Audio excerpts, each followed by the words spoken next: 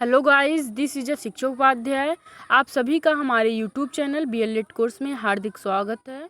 Guys, आज के session में हम डिस्कस करने वाले हैं nature of education in childhood. Guys, इसके पहले वाले वीडियो में हमने चाइल्डहुड के डिफिनीशंस और मीनिंग के बारे में और करेक्टरिस्टिक्स के बारे में डिस्कस किया था। अगर आपने वो वीडियो नहीं देखा है तो आप हमारे यूट्यूब चैनल BLED कोर्स की प्लेलिस्ट पर जाकर देख सकते हैं, फिर उसके बाद कंटिन्यू कर सकते हैं।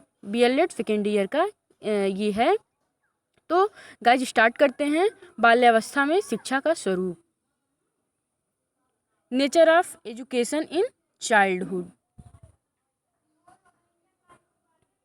बाल्यकाल बालक के जीवन की आधारशिला है। कहा भी जाता है कि जो बाल्यावस्था है वो शैक्षिकता के दृष्टि से यानी कि शिक्षा के क्षेत्र से बहुत ही इम्पोर्टेंट एज माना गया है। अतः यह आवश्यक है कि बालक के विकास के सभी पक्षों की विशेषताओं को ध्यान में रखते हुए शिक्षा का स्वरूप निर्धारित किया जाए। शिक्षा और विकास का घनिष्ठ संबंध रहा है, क्योंकि जब बालक धीरे धीरे बड़ा होता है तो अपने एटमॉस्फेयर से, वो अपने आसपास के चीज़ों से कुछ ना कुछ सीखता रहता है, जिससे वो शिक्षा प्राप्त करता है। फिर उसके बाद जब उसका शिक्षा प्राप्त वो कर लेता है तो उसका धीरे धीरे विकास होता है। तो शिक्षा के ही द्वारा विकास होता है और विकास जो है वो शिक्षा पर निर्भर है। तो इसलिए कहा जा सकता है कि शिक्षा और विकास का घनिष्ठ संबंध रहा है। शिक्षा विकास की प्रक्रिया है जो कि शिक्षा का शाब्दिक अर्थ तथा दी गई विभिन्न परिभाषाओं से स्पष्ट है। बालक की शिक्षा का उत्तरदायित्व माता पिता, शिक्षक तथा समाज पर है। बालक कहाँ रहता है, उसका जो सोसाइटी है वो कहाँ है, उसके जो आसपास के वातावरण है वो है, उसके जो पेरेंट हैं वो है, और सिखाने वाला जो उसके टीचर हैं वो है। तो इस प्रकार से तो गाइज, जैसा कि जो बाल्यावस्था है तो उसमें शारीरिक विकास पर ध्यान हम कैसे बालक का दे सकते हैं, शारीरिक विकास कैसे उसके शिक्षा पर इफेक्ट डालता है, इनके बारे में। जैसा कि गाइज हम जानते हैं कि अरस्तु जो ये मनोवैज्ञानिक भी रहे हैं, तो इन्होंने कहा है कि स्वस्थ शरीर में स्वस्थ मस्तिष्क का निवास होता है या स्वस्थ मन का निवास होता है। जब हमारा स्वास्थ्य ठीक होगा तभी हम चीज़ों को अडॉप्ट कर पाएंगे, तभी हम नए नए चीज़ों को सीख पाएंगे। तो सबसे पहले सबसे ज़्यादा ज़रूरी है कि हमारा जो शारीरिक विकास है वो अच्छे तरीके से हो। और हम कैसे रख सकते हैं? पौष्टिक भोजन कर, खेल कूद कर, व्यायाम कर, इन सब के द्वारा हम अपने शरीर को स्वस्थ रख सकते हैं, बालक के शरीर को स्वस्थ रख सकते हैं। तो गाइस, अगर हमारा शरीर स्वस्थ रहेगा तो उसका प्रभाव शिक्षा पर पड़ेगा ज़रूर। अगर हम स्वस्थ हैं, विकसित हैं, अगर हमारा दिमाग जो है वो शार्पनेस है उसमें, और वो अच्छे से सोच विचार कर पा रहा है, तर्क चिंतन कर पा रहा है, तो हमारा मानसिक विकास भी होगा और शारीरिक विकास हमारा होगा ही। जैसे कि हमारे हाइट से लेकर या हमारे पूरे अंगों का विकास, तो इन सब का अगर विकास होगा तो किसी तरीके से, किसी न किसी तरीके से हमारी शिक्षा पर इफेक्ट ज़रूर डालेगा। और अगर हम ये नहीं कर रहे हैं, अगर हम बीमार रह रहे हैं लगभग, तो हमारा शारीरिक विकास अच्छे से नहीं हो पाएगा, जिससे हमारी शिक्षा पर भी बुरा प्रभाव पड़ सकता है। फिर गाइस, उसके बाद हम देखते हैं कि बाल मनोविज्ञान। बाल मनोविज्ञान इसलिए है कि जैसे कि मनोविज्ञान तो है ही, शिक्षा मनोविज्ञान, बाल मनोविज्ञान, ये सारे मनोविज्ञान की ही एक ब्रांच है। तो बाल मनोविज्ञान यानी कि इस मनोविज्ञान के अंतर्गत जो बच्चे हैं उनका अध्ययन किया जाता है। माता पिता, अभिभावकों तथा शिक्षकों को बाल मनोविज्ञान का ज्ञान होना चाहिए ताकि वे बालक को उचित शिक्षा दे सकें। इसमें ये इसलिए कहा गया है क्योंकि जो मनोविज्ञान है उसमें जो बालक के सर्वांगीण विकास के लिए कई सारे शिक्षण विधियाँ, पाठ्यक्रम और उनसे रिलेटेड कई सारी जानकारी दी रहती हैं। तो अगर हमें मनोविज्ञान का ज्ञान रहेगा तो हम अपने बालक का अच्छा विकास कर सकते हैं। फिर गाइस, उसके बाद थर्ड हेडिंग है भाषा विकास पर ध्यान। बालक के भाषा ज्ञान पर आरंभ से ही ध्यान देना चाहिए। इसके लिए हम उससे वार्तालाप कर सकते हैं और कई सारे छोटे छोटे स्टोरी बताकर फिर स्टोरी के बारे में हम उसको सारांश पूछ सकते हैं बच्चे से। फिर अगर वो अगर उतना अच्छे से नहीं बोल पा रहा है तो हम खेलते खेलते ही उसको अच्छे अच्छे शब्दों का निर्माण करना सिखाते हैं, जिससे उसका भाषा विकास हो। फिर गाइस, उसके बाद है पाठ्यक्रम। जो पाठ्यक्रम होता है, सिलेबस होता है, वो किसी भी सब्जेक्ट का न्यू होता है। अगर हमें पाठ्यक्रम पता है तो आसानी से उस चीज़ों को पढ़ सकते हैं। तो पाठ्यक्रम में ऐसे विषयों को रखना चाहिए जो बालक की रुचि एवं आवश्यकताओं के अनुकूल हो। जीवन से संबंधित हो। अगर जीवन से संबंधित रहेगा तो बालक या बच्चा या हम लोग उसको को रिलेट कर पाएंगे और अच्छे से चीज़ों को समझ पाएंगे और उसका प्रैक्टिकली हम देख भी सकते हैं। तो पाठ्यक्रम नीरस तथा यंत्रवत ना हो, बहुत से विषयों और पुस्तकों का बोझ उस पर न लादा जाए, अन्यथा वह किसी प्रकार रटाकर परीक्षा में किसी तरह पास करने का प्रबंध कर लेता है, किंतु उसका मानसिक विकास नहीं हो पाता है। अगर जो सिलेबस है बहुत ज़्यादा बोझिल है, नीरस है, उसको पढ़ने में कोई रुचि नहीं ले रहा है बालक, तो वह बालक के किसी भी प्रकार का विकास नहीं कर पाएगा। बालक केवल उसे रट रटाकर परीक्षा में पास हो पाएगा, बस वो भी बहुत अच्छे तरीके से नहीं। तो पूरा ध्यान देना है कि जो पाठ्यक्रम है वो मनोविज्ञान की विधियों पर आधारित होना चाहिए, ताकि बालक के विकास में सहयोग दे सके, बालक के शिक्षा में सहयोग दे सके। फिर गाइस उसके बाद है शिक्षण विधि। बाल्यावस्था में शिक्षण विधि रुचिकर तथा क्रिया और खेल के सिद्धांत पर होनी चाहिए। बालक की रुचि के अनुसार शिक्षण विधि में आवश्यकता अनुसार परिवर्तन भी करते रहना चाहिए, यानी कि फ्लेक्सिबल रहना चाहिए विधि जो है, ताकि जैसे कि बच्चा का जो विकास हो रहा है वो अवरुद्ध ना हो सके। बच्चा जिस प्रकार उसकी गति है, योग्यता है, उसी के अनुसार उसको सिखाना चाहिए, उसी की क्षमता के अनुसार सिखाना चाहिए। इसके लिए आधुनिक शिक्षा प्रणालियों में kindergarten, Montessori, basic, project Dalton आदि क्रिया, खेल तथा स्वानुभव पर आधारित शिक्षा प्रणालियाँ हैं। फिर उसके बाद गाइस हम बात करते हैं खेल तथा क्रिया द्वारा शिक्षा। जैसे कि जो बच्चे होते हैं वो खेल में बहुत रुचि लेते हैं और खेल में उसे बहुत ज़्यादा मज़ा भी आता है। तो अगर हम बच्चों को जो सिखा रहे हैं उसे खेल के माध्यम से सिखा रहे हैं, उतना इंटरेस्टिंग तरीके से बता रहे हैं, तो बच्चों को उसमें भी मज़ा आएगा, फिर उसमें भी वो सहज सीखने लगेगा और चीज़ों को अच्छी तरह से गेन कर पाएगा और उसके वो मस्तिष्क में स्थायी बना भी रहेगा।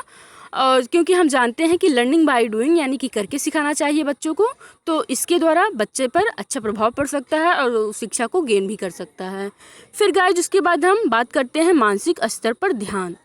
इसके पहले शारीरिक विकास पर ध्यान जब हम दे रहे थे तो वहाँ भी थोड़ा हमने बात किया था कि अगर स्वस्थ शरीर में स्वस्थ मस्तिष्क का निवास होता है, अगर उसका मानसिक स्वास्थ्य ठीक है, शारीरिक स्वास्थ्य ठीक है, तो उस पर शिक्षा का प्रभाव बड़े अच्छे तरीके से होगा और वो अच्छे तरीके से हर एक नई नई प्रकार की चीज़ों को सीख पाएगा, अपने सिस्टम में इनोवेशन ला पाएगा, हर एक चीज़ों में उसके जो है वो उन्नति होगी। तो गाइज इसके लिए ज़रूरी है कि उसका मानसिक स्तर पर हमें ध्यान देना चाहिए।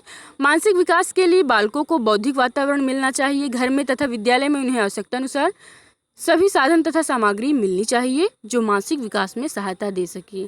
बालक अनुकरण द्वारा बहुत जल्दी सीखता है। जैसे कि जब बच्चा छोटे से ही जब बड़ा होता जाता है तो अपने पेरेंट के द्वारा, अपने भाई बहन के द्वारा, जो उसके समाज में लोग रहते हैं उनके द्वारा वो सीखता रहता है। कहा भी जाता है कि बच्चे जो हैं अनुकरण से सीखते हैं। अगर हमें कुछ सिखाना है तो सबसे पहले उसे हमें करके दिखाना होगा, ताकि बच्चे हमसे मोटिवेट हों, हमसे प्रेरित हों और वो कार्य अपने आप ही वो अनुकरण के माध्यम से सीख सकें और उनका जो चिंतन स्तर है वो भी स्ट्रांग हो और वो कल्पना की दुनिया में बहुत अच्छा ज्ञान नॉलेज करे और आगे अपने जीवन में उसे लागू भी करे। फिर गाइस उसके बाद हम देखते हैं कि संवेगात्मक विकास पर ध्यान। बच्चे के संवेगात्मक विकास पर ध्यान, यानी कि संवेग यानी कि ईर्ष्या, देश या प्रसन्नता की भावना, दुख की भावना, तो ये सब संवेग के अंतर्गत आते हैं। तो हमें ध्यान देना चाहिए कि बच्चे के अंदर एक कोई भी संवेग ज़्यादा न हो, सब प्रचुर मात्रा में हो।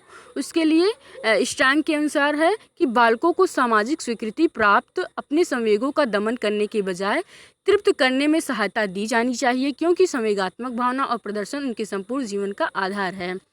जैसे कि गाइज जैसे जो बालक होता है, अगर उसको हम डायरेक्ट उसके संवेग का हनन करना चाहेंगे तो वो दिखावटीपन करने लगेगा, उसमें दिखावापन की भावना पनपने लगेगी, तो वो जो अपने स्वाभाविक भावना है उसको प्रकट नहीं कर पाएगा, जिससे उसके अंदर चिड़चिड़ापन आ जाएगा। तो गाइज हमें यह बहुत ध्यान देना ज़रूरी है बच्चों के अंदर कि बच्चे जो कर रहे हैं उसको अगर गलत है तो हम डायरेक्ट उसका हनन ना करें, उसको हम चीज़ों के माध्यम से उसे सिखाएं कि ये इस प्रकार गलत है, ये तुम्हारे जीवन में ये कठिनाइयाँ ला सकता है, उसको करके भी प्रैक्टिकली रूप से उसको दिखाएं, ताकि वो अपने आप उस स्वाभाविक प्रवृत्ति को दूर कर सके अपने आप से और अपने जीवन में अच्छा कुछ हासिल कर सके। फिर गाइस उसके बाद हम देखते हैं जिज्ञासा प्रवृत्ति को प्रोत्साहन देना, यानी कि अगर बालक के मन में हम देखते हैं कि छोटे छोटे जो बालक होते हैं उनके मन में बहुत ज़्यादा क्यूरोसिटी उत्पन्न होती है कि ये क्या है, वो क्या है, जब छोटा बालक शैशवावस्था में रहता है, इन्फेंसी एज में, तो केवल वो ये पूछता है व्हाट इज़ दिस, यानी कि यह क्या है, क्या के, यानी कि उसको वस्तुओं के बारे में पता चलना चाहिए कि ये है क्या। लेकिन धीरे धीरे जब वो बाल्यावस्था, चाइल्डहुड के एज में रहता है, तो उसके मन में प्रश्न होने लगता है कि यह क्यों है, यह कैसे इस प्रकार से है, क्यों इस प्रकार से नहीं है, इसको इस प्रकार से नहीं, इस प्रकार से होना चाहिए, अगर ये ऐसा है तो क्यों है। इस प्रकार से उसके जो प्रश्न है उसमें भी वृद्धि होने लगती है। वो अपने प्रश्नों को विस्तृत रूप से थोड़ा पूछने लगता है। तो हमें, हमारा ये उत्तरदायित्व होता है कि बच्चों को हम मना ना करें, बच्चों को ऐसा मतलब जो उसके अंदर जिज्ञासा उठ रही है उसका समाधान करें, और समाधान इस प्रकार से करें कि बच्चे भी संतुष्ट रहें और उसको हम सही जानकारी भी बता सकें। और अगर उसके मन में क्यूरोसिटी उत्पन्न हो रही है और हमसे वो क्वेश्चन पूछ रहा है, तो हमें और ऐसा करने के लिए प्रोत्साहित करना चाहिए, क्योंकि ऐसा मतलब क्यूरोसिटी उत्पन्न करने से या बालक के जो मन में जिज्ञासा उत्पन्न होती है, तो इससे उसकी जो मानसिक विकास होता है वो भी दृढ़ होता है, और वो नई नई चीज़ों को नए नए विचारों को, नए नए चीज़ों को अच्छे से ग्रहण कर पाता है, और उसके मन में जो प्रश्न उठते हैं उससे चिंतन, तर्क, मनन की शक्ति पनपती है। तो हमें उसको प्रोत्साहित करना चाहिए ऐसा करने के लिए। फिर गाइस उसके बाद हम देखते हैं कि रचनात्मक प्रवृत्ति के विकास पर ध्यान देना, यानी जो बच्चा है जब वह धीरे धीरे बड़ा होने लगता है, तो कागज़, दफ्ती, लकड़ी, मिट्टी आदि चीज़ों को बटोरने लगता है। तो इस प्रकार से हमें उनका ध्यान देना चाहिए कि वो क्या, किस प्रकार से बटोर रहा है, और जो नई नई क्रिएटिविटी कर रहा है, नए नए खोज कर रहा है अपने चीज़ों को लेकर, तो उसमें हमें प्रोत्साहित करना चाहिए उसमें भी, कि बच्चा जो नया नया क्रिएटिव या रचना कार्य कर रहा है, जैसे नए चित्र बना रहा है, नए लेख प्रस्तुत कर रहा है, या नया कोई घर ऐसे बना रहा है, तो हमें उसको सिखाना चाहिए और हमें मोटिवेट करना चाहिए, ताकि बच्चों की रचनात्मकता निखरे और वो कुछ अच्छा कर पाए भावी जीवन में अपने। फिर उसके बाद गाइस है संचय की प्रवृत्ति को प्रोत्साहित करना, यानी बालक को ये सब संचय वाली जो प्रवृत्ति होती है, यानी कि अपनी अच्छी अच्छी चीज़ों को सजोना, उसको मतलब इधर उधर ना फेंकना, चीज़ों को सही स्थान पर रखना, इन सभी चीज़ों के बारे में हमें उसे मोटिवेट करना चाहिए और सिखाना चाहिए, खुद करके दिखाना भी चाहिए। ये भी उसके जीवन में किसी न किसी तरह से सहयोग करता है। फिर उसके बाद है सामूहिक प्रवृत्ति की संतुष्टि, यानी कि सामूहिक प्रवृत्ति जब बालक धीरे धीरे बड़ा होने लगता है, तो उसका जैसे कि वो समाज के संपर्क में आता है, दूसरे बच्चों के संपर्क में आता है, तो वो सामाजिकता की भावना का विकास होता है। ऐसे वो समाज में एडजस्ट करने के लिए अपने आप को नए नए प्रकार के कार्यों को करता रहता है, क्योंकि मनुष्य एक सामाजिक प्राणी है, तो उसे समाज में रहना है, तो समाज की चीज़ों को एडॉप्ट करना ही होगा। तो उन्हें ऐसा चीज़ों से प्रोत्साहित करना चाहिए और उसके सामूहिक कार्यों में अपना हाथ भी बटाना चाहिए। फिर गाइस उसके बाद है सह पाठ्यक्रम क्रियाओं की व्यवस्था, को करिकुलर एक्टिविटीज़। बालक की मानसिक एवं सामाजिक शक्तियों के विकास के लिए विद्यालय में पाठ्य विषयांतर कार्यक्रम का आयोजन करना चाहिए। इसके अंतर्गत प्रकृति निरीक्षण, भ्रमण, टूरिज्म, सरस्वती यात्राएं, नाटक तथा अन्य सांस्कृतिक कार्यक्रमों की व्यवस्था समय समय पर की जानी चाहिए। फिर गाइस उसके बाद है सामाजिक गुणों का विकास। तो इसमें आप देख सकते हैं कि बच्चों के अंदर जो आज्ञाकारिता की भावना है, विनय की भावना, सहयोग की भावना, इन सब पर भी हमें ध्यान देना चाहिए, और इन सबको और अच्छे इनमें परिवर्तन लाने के लिए, अच्छे सुझाव देने के लिए हमें प्रयास करना चाहिए। फिर लास्ट में गाइस लास्ट हेडिंग है नैतिक शिक्षा। जो बालक है उसके अंदर हमें नैतिक शिक्षा, यानी कि जैसे कि नैतिक मूल्य, मान्यता, नियमों का ज्ञान देने के लिए नियमित रूप से नैतिक शिक्षा की व्यवस्था होनी चाहिए। उसमें हमें मोरल जो वैल्यूज़ होते हैं हमारे, धर्म, अहिंसा, इन सब के बारे में, सत्यम और ये सब, परम धर्म, इन सब के बारे में हमें बच्चों को बताना चाहिए, ताकि वो अपने धर्म से जुड़े रहें, अपनी मान्यता से जुड़े रहें, और किसी भी धर्म को नीचा या ऊंचा ना समझे, सभी धर्मों को समान समझें। इन सब के बारे में हमें उनको सीख देना चाहिए, क्योंकि बच्चा अनभिज्ञ रहता है इन चीज़ों से। हम उनको सिखाना शिक्षक का कर्तव्य होता है, पेरेंट का कर्तव्य होता है, समाज का कर्तव्य होता है। तो इन सब का भी बालक के ऊपर प्रभाव पड़ता है। तो हमें चाहिए कि हम बालक का जो सर्वांगीण विकास है उसमें पूरा सहयोग दें। और गाइज आप लोग भी हमारे यूट्यूब चैनल BLED कोर्स को पूरी तरह से सहयोग दें, ताकि हमारा जो BLED कोर्स का चैनल है वो आगे बढ़ सके और विद्यार्थियों के काम आ सके। तो गाइज अगर आप लोगों को आज का सेशन पसंद आया हो तो लाइक कीजिए, सब्सक्राइब कीजिए और अपने दोस्तों के साथ शेयर कर दीजिए। तो गाइज आज के लिए बस इतना ही, मिलते हैं नेक्स्ट वीडियो के साथ। Guys thank you, thanks for watching guys.